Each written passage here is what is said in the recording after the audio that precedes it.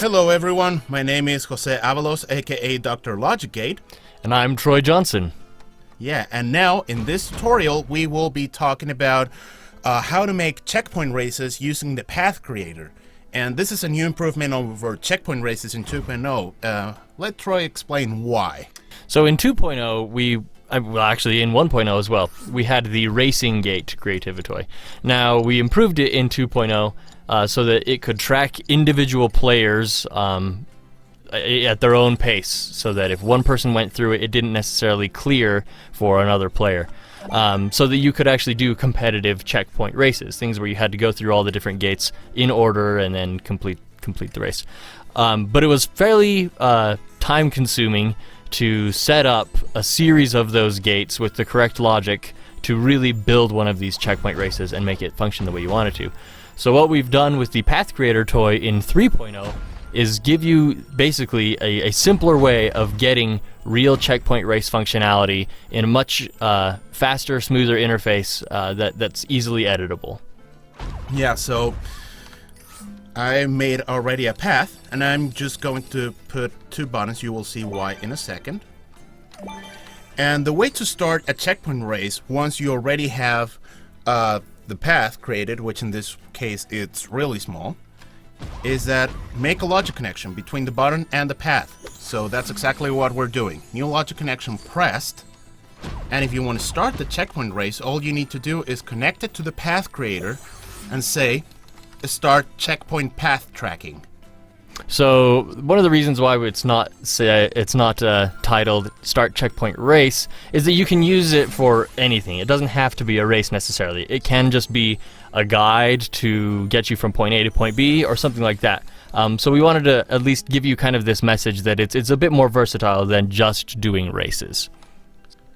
And I just made a second button saying, stop doing it. And now all we need to do is press the button, and presto, we have already our racing gates, even though the positions that might look a little bit confusing.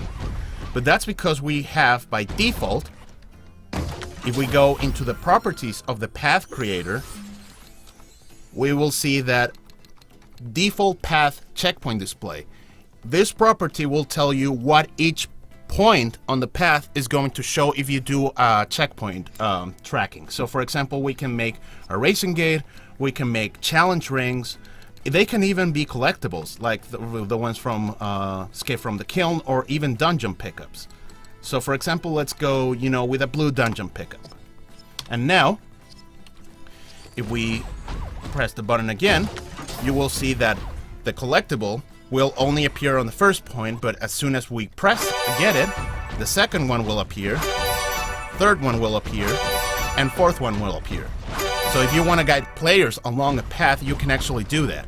But if we take out the wand, you will not see the path. There's another option for it in the properties that we will say visual effect on checkpoint path. This is similar to the visual effect on the entire path that we saw on the basic tutorial, but this will be from one point on the spline to the next.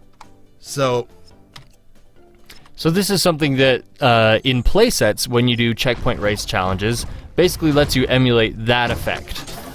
So you hit a checkpoint and you will see that the effect goes to the next point. Just like that, guiding you from one to the next. Just like it does in the playsets. Yeah, so this is a good effect, and it's a good property to have if you want to guide the players on where they need to go. It just helps them if you have checkpoints or collectibles that you're using as checkpoints that are either kind of far apart or are not guaranteed to be in the player's line of vision once they collect one, that the next one isn't necessarily guaranteed to be in the player's line of vision. Those effects will help really guide the players so that they don't get lost as to where their next objective is. Yeah, and now what we're going to do is also we can set up logic on each of them, on each of these checkpoints. So for example, if I get to this first point, which is that yellow dot, something will happen. If I get to the second one, and so on. So for that, we're going to put a party cannon on each of these points.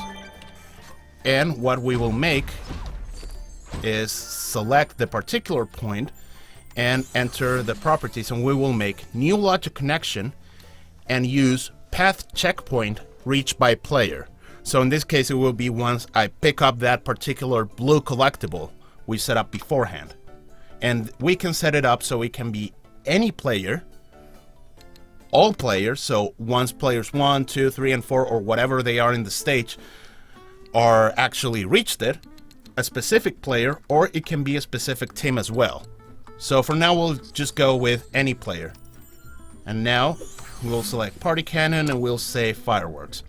And we will repeat this connection with the other two checkpoints. So path checkpoint reached by player, any player. Party Cannon, Fireworks, because I like them. Who doesn't like fireworks? I don't know, people without a heart or soul. I don't know. Whoa, let's not get that crazy. Okay.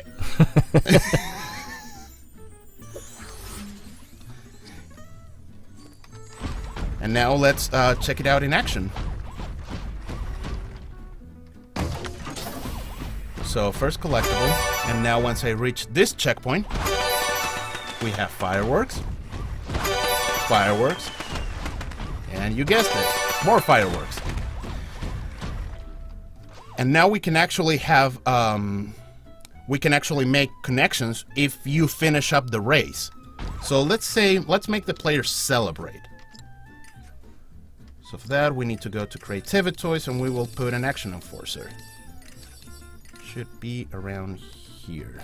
As a side note, unrelated to the Path Creator, there are a lot of new cool effects and things that you can apply using the Action Enforcer toy, so be sure to check those out once you get that toy unlocked in 3.0.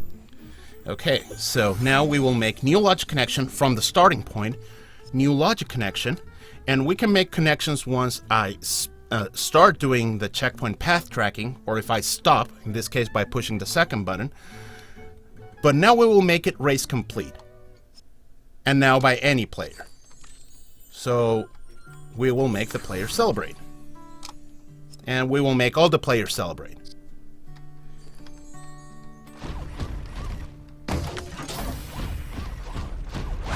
So fireworks, because I got to that particular checkpoint. Checkpoint 1, checkpoint 2, checkpoint 3. And since once I reach the last checkpoint, it assumes that the race is complete. And that's why the player is celebrating.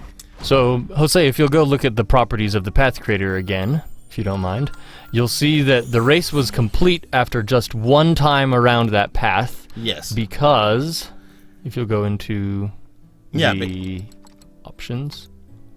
If we select loop, we can actually make it so that there's actually laps. Now, the property doesn't update automatically, but if we exit them, and now we go back into the properties, it will say race lap count. There we go. So the race will finish once I make 3 laps around the circuit. So why don't we try that out?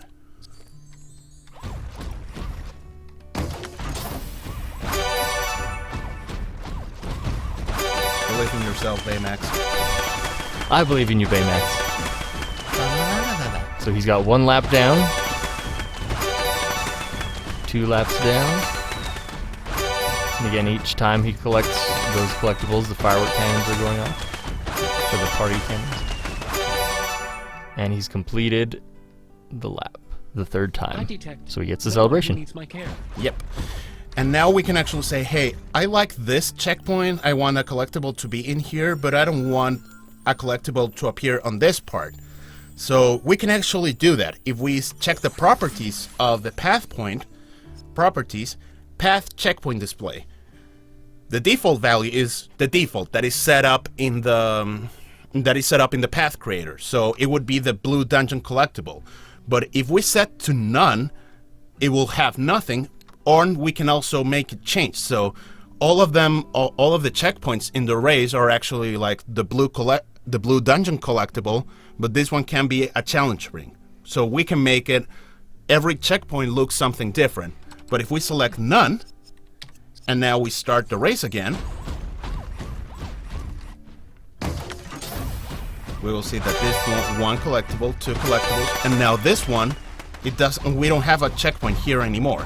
And as such, if I step over this point, since there isn't a checkpoint, there are no fireworks firing at all. And that's how you can make races, or checkpoint races, or just guiding players along a path. So as you can see, this particular functionality of the Path Creator can help you a lot in guiding players through toy boxes, or even create new types of gameplay. One thing that I wanted to point out that might not be immediately apparent is, well, I'm sure it's not immediately apparent, is if you put the racing gate as the object for the visuals of the path checkpoint, or the checkpoint path, if you don't mind doing that. Which is exactly what I'm doing right now. So he'll set the default. And mind you, when he sets the default here to the racing gate, the one path point along the way that he changed to none will still be none, because the individual path points override. But you'll see here now that we have racing gates. You'll notice that most of the collectible type objects will appear centered on their path points, but the racing gates actually they match up with the bottom of the racing gate to the point that is on the path. So if you wanted to do racing gates for your checkpoint path, then you'll likely want to go ahead and build the path directly on the ground, so that it's easier to run through and easier to kind of see and recognize as such. Otherwise, I'll have to jump. Exactly.